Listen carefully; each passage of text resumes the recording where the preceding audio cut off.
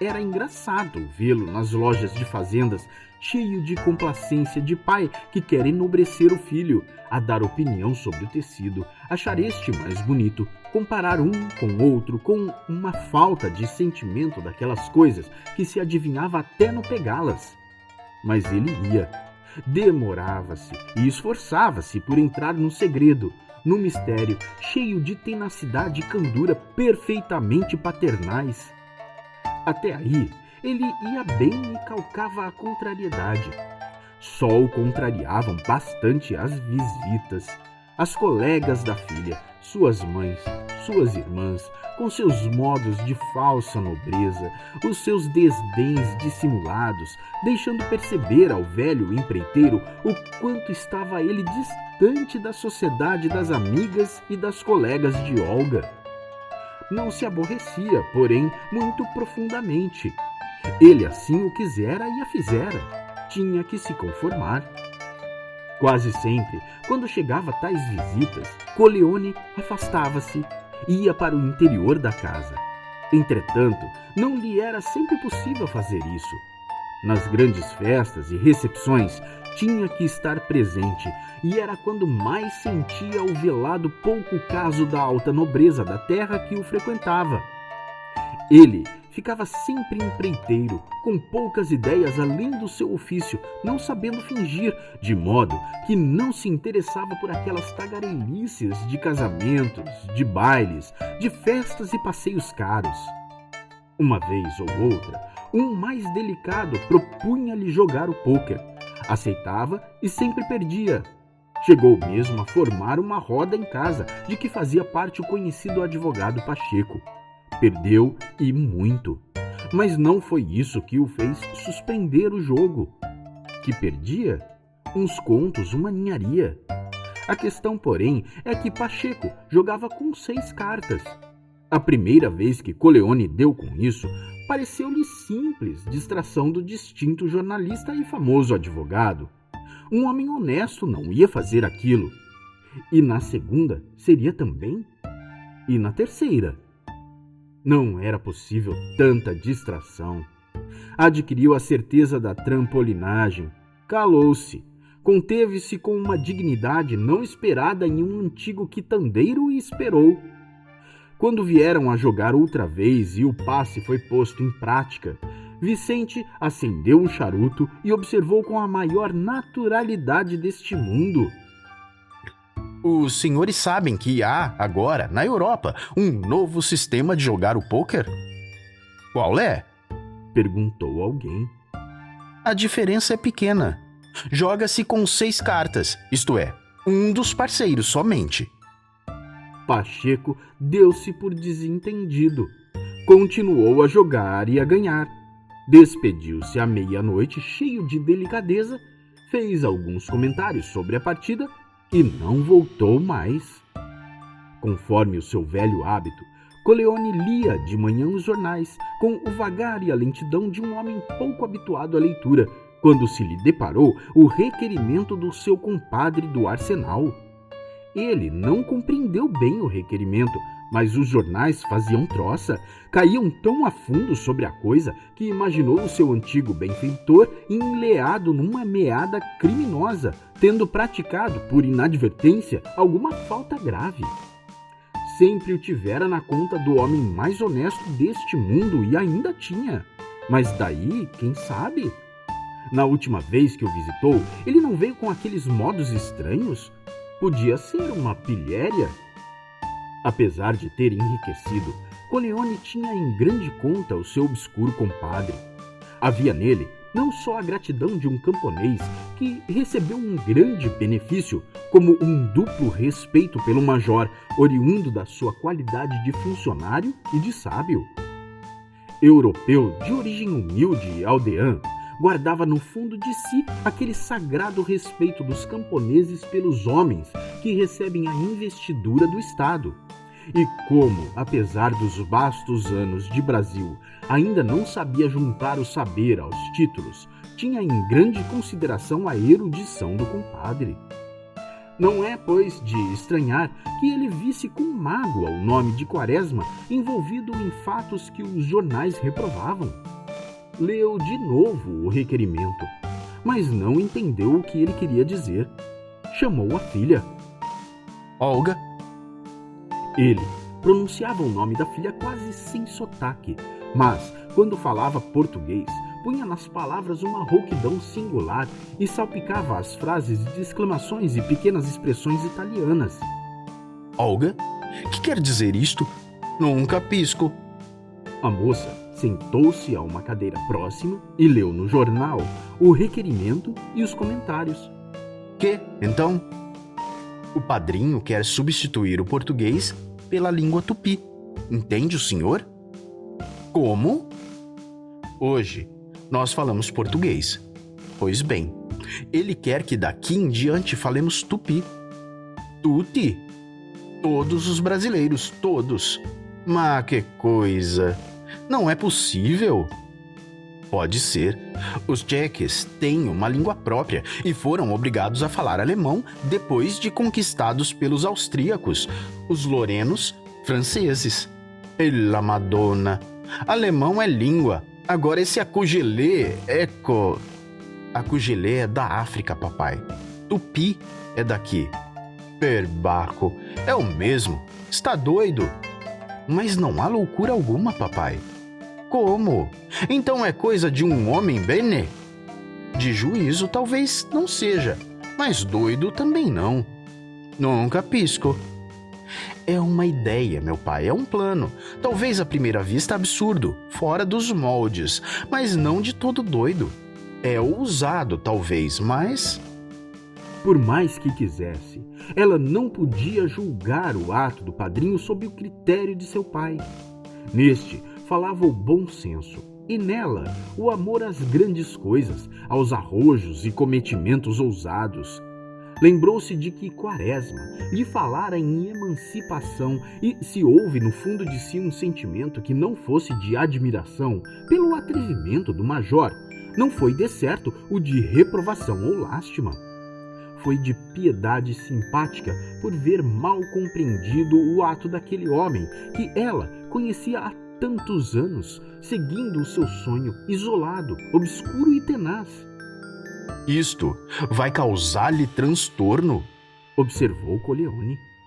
Ele tinha razão. A sentença do arquivista foi vencedora nas discussões dos corredores e a suspeita de que Quaresma estivesse doido foi tomando foros de certeza. Em princípio, o subsecretário suportou bem a tempestade, mas tendo adivinhado que o supunham insciente no tupi, irritou-se, encheu-se de uma raiva surda que se continha dificilmente. Como eram cegos!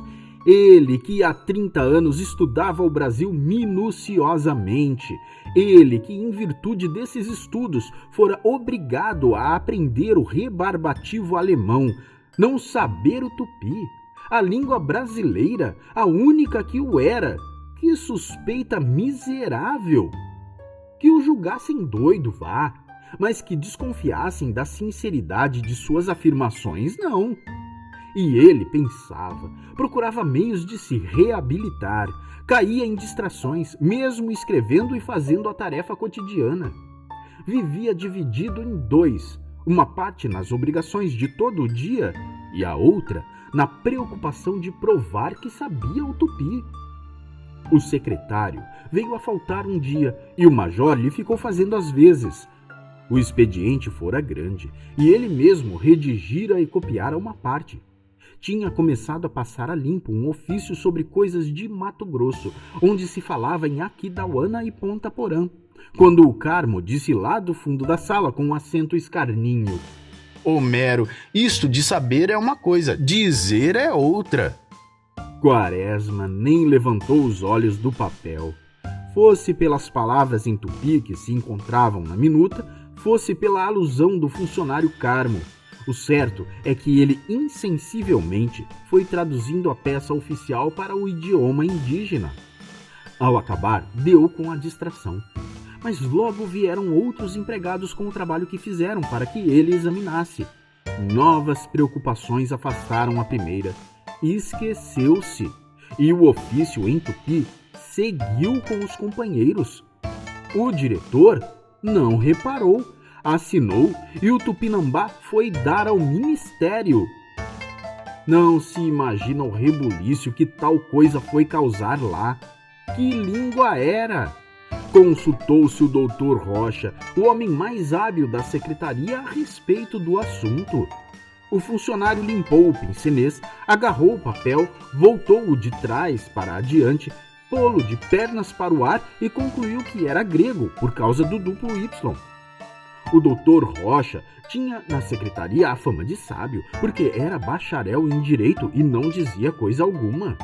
Mas, indagou o chefe, oficialmente, as autoridades se podem comunicar em línguas estrangeiras? Creio que há um aviso de 84. Veja, senhor doutor Rocha.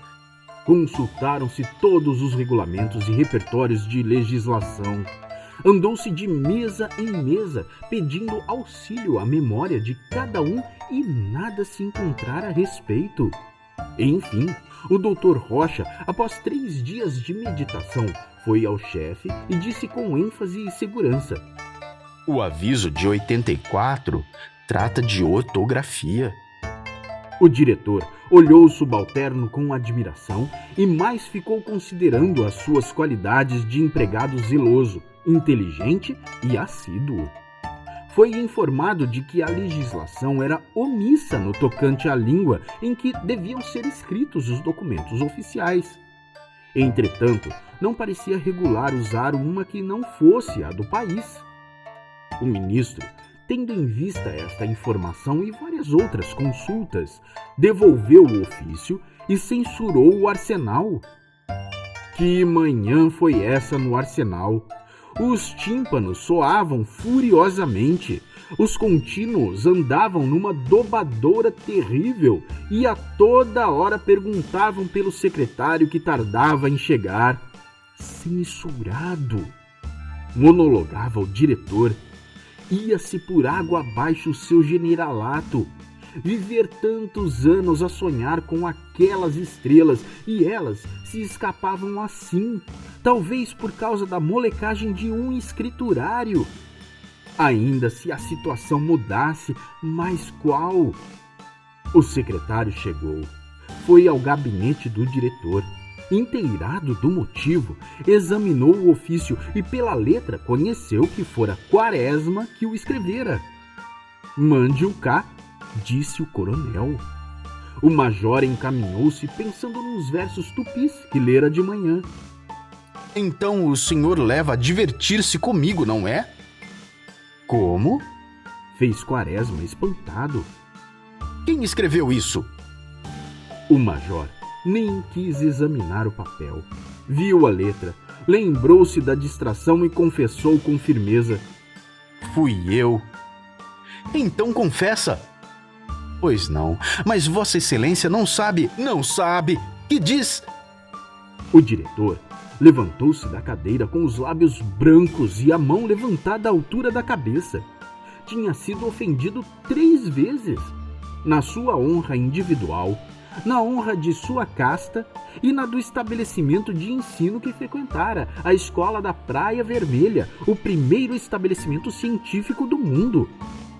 Além disso, escrevera no Pritaneu, a revista da escola, um conto, A Saudade, produção muito elogiada pelos colegas. Dessa forma, tendo em todos os exames sido aprovado plenamente e com distinção, uma dupla coroa de sábio e artista cingia-lhe a fronte. Tantos títulos valiosos e raros de se encontrarem reunidos mesmo em um Descartes ou Shakespeare transformavam aquele não sabe de um amanuense em ofensa profunda, em injúria.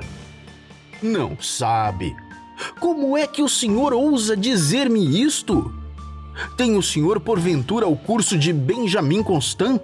Sabe o senhor matemática, astronomia, física, química, sociologia e moral? Como ousa então?